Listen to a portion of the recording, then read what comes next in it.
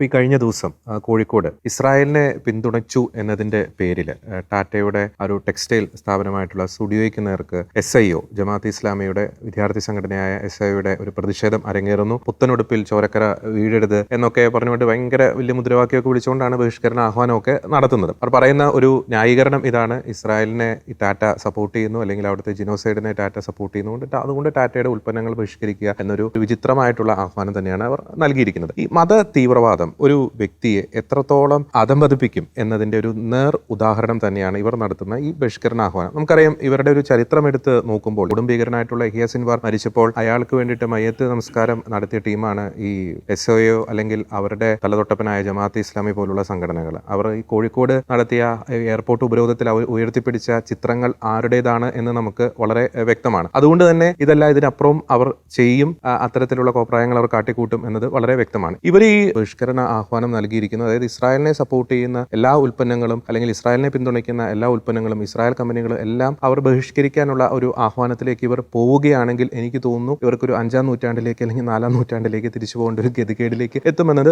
വ്യക്തമാണ്. ബഹിഷ്കരണ സമരത്തിന്റെ ഫോട്ടോ എടുത്ത് അത് അപ്ലോഡ് ചെയ്തിരിക്കുന്ന സോഷ്യൽ മീഡിയ പ്ലാറ്റ്ഫോം ആയിട്ടുള്ള ഫേസ്ബുക്ക് മുതൽ അവർക്ക് ബഹിഷ്കരിക്കേണ്ടതായിട്ട് വരും.